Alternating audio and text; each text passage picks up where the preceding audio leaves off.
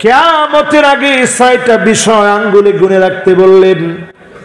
1 নম্বরে নবীজি আলাইহিস সালাম বলেন, মাউতি, আমি নবী দুনিয়া থেকে চলে যাব, তোমরা আমাকে পাবে না।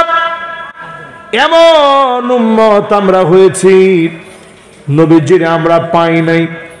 তার মানে হলো প্রথম যে আলামতের কথা নবীজি বললেন, ওই আলামত আমরা পেয়ে গেছি। কথা বলেন ঠিক কিনা? প্রথম আলামত আমি আপনি পেয়ে গেছি। দ্বিতীয় নম্বরে আল্লাহর নবী বললেন, সুম্মা ফাতহু বাইতুল মুকাদ্দাস, আবার বাইতুল মুকাদ্দাস বিজয় হবে। এখনকার সময়ে ফিলিস্তিনের দিকে তাকায় দেখেন। আজকে আমি দেখছিলাম ফিলিস্তিনের একটা যুবক, হুসাম আত্তা নাম, হুসাম আতা নাম। এই হুসাম নামের ছেলেটি ফিলিস্তিনে যাকে উপাধি দেওয়া হয়েছে যে এই ছেলেটা নিউটন ফিলিস্তিনের। নিউটনের যেরকম জ্ঞান ছিল, ছোট একটা ছেলের এরকম নাম দিয়েছে যে সে ফিলিস্তিনের নিউটন। কি অদ্ভুত চেহারার, সুন্দর চেহারার ছেলে। কারেন্ট যখন ইসরায়েলিরা বন্ধ করে দিয়েছে রাফা সীমান্তে, মিশরের রাফা সীমান্তে যখন কারেন্ট টারেন্ট কিছুই নাই, যখন তাঁবুর নিচে মুসলমানরা বসবাস করতেছে, খাবার নাই, কারেন্ট নাই, পানি নাই, ছেলেটা একটা অ্যাডাপ্টার কিনে একটা ফ্যান চালাচ্ছে। ওই ফ্যানটা চলার সময় ওটা থেকে বিদ্যুৎ চার্জ নিয়ে অন্তত নিবু নিবু আলোতে একটু একটু বাতি জ্বলতেছে। এটি ওই তাঁবুর মানুষেরা খুশি যে অন্তত তার কারণে একটুখানি আলো তো জ্বলল। 3টা মাস ধরে চলমান সংকটে 27,000-এর উপরে মুসলমান শহীদ হয়ে গেছে। হসপিটালের মধ্যে অ্যানেস্থেসিয়া নাই, যন্ত্রপাতি নাই, হাতের ভিতরে বোমা লেগেছে। জীবন্ত মানুষটার কাছ থেকে হাতটা কাটা হচ্ছে, পাটা আলাদা করা হচ্ছে মুসলমানের শরীর থেকে। কাজাসাদিন ওয়াহিদ, মুসলমান তো আমার এক দেহের মতো। আমার হাত কাটলে কেমন লাগতো, আমার পা কাটলে কেমন লাগতো। আজকে এই মুসলমানদের খাবার নাই, পাখির খাবার মুসলমানদেরকে খাওয়ানো হচ্ছে। ময়লা নর্দমার পানিগুলো দেওয়া হচ্ছে। ও আমার কেশবপুরের ভাইরা, মালিক যদি আপনাদেরকে ধরেন, মালিক যদি আপনাদেরকে বলেন ফিলিস্তিনের মুসলমানরা মার খেয়েছিল, তোর কি অবদান ছিল? আপনি ধরা পড়ে যাবেন, আমি ধরা পড়ে যাব। আমি আপনি এখনো নামাজ পড়তে পারি নাই, ফিলিস্তিনের মুসলমানদেরকে নিয়ে ভাবতে পারি নাই। এখনো নামাজ ছাড়া হিন্দি সিরিয়াল, গান বাজনা নিয়ে ব্যস্ত আছেন। যদি মালিক ধরে এক কদম সামনে যাওয়া যাবে না, ঠিক কিনা বলে? বলতেছিলাম এই ফিলিস্তিনের বিজয় নিশ্চিত। রাসূল বলছেন এই ফিলিস্তিন বিজয় হবে। মসজিদে আকসা আবার গর্জে উঠবে, মসজিদে আকসা আবার মুসলমানদের হাতে আসবে। জোরে কোন আল্লাহু আকবার। 3 নম্বরে আমার ভাইরা, কত নাম্বার? 3 নম্বরে নবী আলাইহিস সালাতু ওয়াস সালাম বলেন, 3 নম্বরে সুম্মা মাউতানুন ইয়াখুযু ফীকুম কাকুআসিল গনাম। ছাগলের ঠান্ডা লাগলে ছাগল যেমন কাশতে থাকে কাশতে থাকে, এই রকম ঠান্ডা জনিত মহামারী আসবে। মহামারী আসছিল আমাদের পৃথিবীতে, সবাই মনে হয় বুঝেন না? আসছিল, আসছিল। রাসূলের এই 3 নাম্বার গুণে রাখার বিষয়টাও চোখের সামনে আমরা দেখতে পাচ্ছি, চলে আসছে। এরপরে আল্লাহর নবী 4 নম্বরে বলেন সুম্মা ইস্তিফাদাতুল মাল। হাত্তা ইউতার রাজুল মিয়াতা দিনার ফায়াযাল্লু সাখিত। টাকা টাকা মানুষের চতুর্দিকে থাকবে, মানুষের মন ভরবে না টাকা দিয়ে। এখনকার সময় এমন হয়ে গেছে, টাকা দিয়ে মানুষের মন ভরানো যায় না, টাকার কারণে মন ভরে না। একটা হয়েছে তো আরেকটা লাগবে, আরেকটা হয়েছে তো আরেকটা লাগবে, ঠিক কিনা বল? এরপরে 5 নম্বরে আল্লাহর হাবিব বলেন, সুম্মা ফিতনাতুন লা ইয়াবকা বাইতুন মিনাল আরাব ইল্লা দাখালাতুহু। আরবের এমন কোন ঘর নাই যেই ঘরের ভিতরে ফিতনা ঢুকে নাই।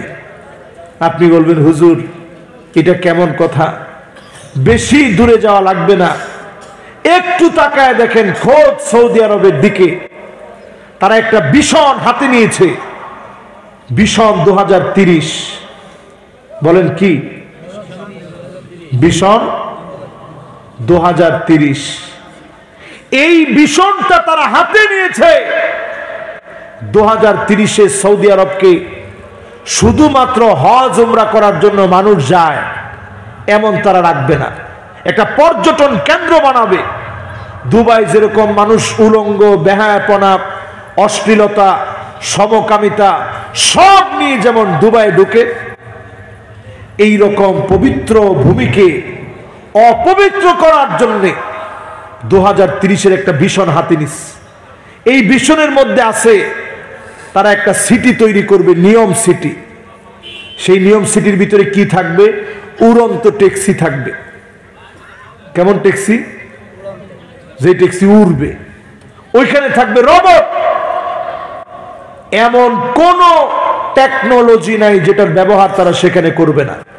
কৃত্রিম চাঁদ তৈরি করবে, কৃত্রিম চাঁদের সেখানে বালুকণা সেখানে এনে তারা রাখবে, মানুষ যেন চাঁদের ফিল ওই জায়গা থেকে নিতে পারে। অলরেডি তারই ধারাবাহিকতায় এখন তাকায় দেখেন রিয়াদে মদকে তারা কূটনীতিকদের জন্য পারমিট করে দিয়েছে। কাবার মতো করে ডিজাইন দিয়ে দিয়ে এই নকশায় তারা হোটেল বানাবে, সিনেমা হল খুলে দিয়েছে, কনসার্ট খুলে দেওয়া হয়েছে। মাদায়েনে সালেহ, গোটা একটা জাতিকে আল্লাহ যেখানে ধ্বংস করে দিলেন। আল্লাহ নবী যেই জায়গা দিয়ে কাঁদতে কাঁদতে ফিরলেন, আমি নিজে কয়েকবার সেখানে গিয়েছি। আল্লাহ নবীর কথা মনে পড়েছে। আল্লাহ নবী বলেছেন, কেঁদে কেঁদে এখান থেকে বিদায় হবা, ইল্লা আনতুম বাকুন, কাঁদতে কাঁদতে এখান থেকে ফিরবা, আর মনে মনে চিন্তা করবা জালেমদেরকে যিনি কখনো ছেড়ে দেন না তিনি কে। কাঁদতে কাঁদতে কাঁদতে কাঁদতে এখান থেকে তোমরা ফিরে যাবা। সেই জায়গার ভিতরে এখন ইউরোপের যত রকম টুরিস্টরা যায় এদের জন্য খুলে দিছে। সেখানে নোংরামি সব শুরু হয়ে গেছে। সাগর পাড়ে এখন নোংরামি চলে। পর্দার ব্যাপারে আস্তে আস্তে তারা অনেকটা শিথিল হয়ে যাচ্ছে। মহিলাদেরকে ড্রাইভিং লাইসেন্স দেওয়া হয়েছে। নারী স্বাধীনতার নাম করে নতুন করে এখন ওই যে আগে জুয়া খেলতো মানুষ, ইন্নামাল খামরু ওয়াল মাইসির, এই জুয়া আবার ফিরে এসেছে। নতুন একটা বিবাহ চালু হয়েছে খোদ সৌদি আরবে। শুনলে আপনার কান খারাপ হয়ে যাবে। খোদ সৌদি আরবে নতুন একটা বিবাহ চালু হয়েছে। বিবাহের নাম তারা দিয়েছে নিকাহে মিসিয়ার, টাকার বিনিময় বিবাহ। কিসের বিনিময় বিবাহ? টাকার বিনিময়। মহিলা আপনাকে টাকা দিবে, আপনি পুরুষ মানুষ, তুমি আমার বিয়ে করো, যতদিন আপনাকে ভালো লাগবে আপনার সাথে থাকবে। এটার নাম দিছে তারা নিকাহে মিসিয়ার। অলরেডি তারা নিজেরা আইডি খুলে ফেসবুকে, ইউটিউবে, টিকটকে মহিলা নিজের পরিচয় দিয়ে বলে যে আমি উমুক, আমি ডিভোর্সি, তুমি আমার বিয়ে করতে পারো, আমার হাইট এত লম্বা, টাকা এতগুলো আমার আছে, তুমি ইচ্ছে করলে আমার বিয়ে করতে পারো। জোরে কর নাউজুবিল্লাহ। আল্লাহর নবী ঘুম থেকে উঠে 2টা আঙ্গুল দেখালেন, তাকান আমার দিকে, এইরকম করে 2টা আঙ্গুল দেখালেন। দেখায় নবীজি বললেন, আহারে ওয়াইলুন লিল আরব, ওয়াইলুল লিল আরব, ওয়াইলুল লিল আরব, ধ্বংস আরবের জন্য, আরবের জন্য ধ্বংস। রাসূল নিজে বললেন ইয়াজুজ মাজুজের দেওয়ালের মধ্যে এত বড় ছিদ্র হয়ে গেছে, এইভাবে রাসূল দেখালেন আরবের জন্য ধ্বংস আসতেছে। সাহাবায়ে কেরাম এর মধ্যে উম্মে সালামা ওই জায়গায় ছিলেন, বললেন ওগো নবীজি, আমরাও কি ধ্বংস হয়ে যাব? আমাদের মধ্যে এত নেককার, এত দিনদার আছে। আল্লাহর হাবিব বললেন ইদা কাসুরাল খাবাস, খারাপই তোমাদের মধ্যে বেড়ে যাবে, অশ্লীলতা পাপাচার তোমাদের মধ্যে বেড়ে যাবে। যখন পাপ তোমাদের মধ্যে বেড়ে যাবে তখন তোমাদের উপরে ধ্বংস নেমে আসবে। 5 নাম্বার নবীজির যে হাদিসের যে অংশটা বললাম, পুরাপুরি এখনকার সময়ে আরবের ঘরে ঘরে রন্ধ্রে রন্ধ্রে ফিতনা নেমে আসতেছে, ঠিক কিনা বলে? 6 নম্বরে আল্লাহর হাবিব বলেন সুম্মা হুদনাতুন তাকুনু বাইনাকুম ওয়া বাইনা বানিল আসফার ফায়াবদিরুন, খ্রিস্টানদের সঙ্গে মুসলমানদের একটা চুক্তি হবে। বলেন তো কাদের সাথে? কাদের? কোন খ্রিস্টান? তাও রাসূল হাদিসের মধ্যে বলে গেলেন রোম খ্রিস্টানদের সঙ্গে। এই খ্রিস্টানদেরকে আপনি কোথায় পাবেন? রোম খ্রিস্টানদেরকে আপনি পাবেন ঠিক ইস্তাম্বুল বিজয়ের সময় সুলতান মুহাম্মদ আল ফাতেহ 21 বছরের যুবকের হাতে আল্লাহ বিজয় দিলেন।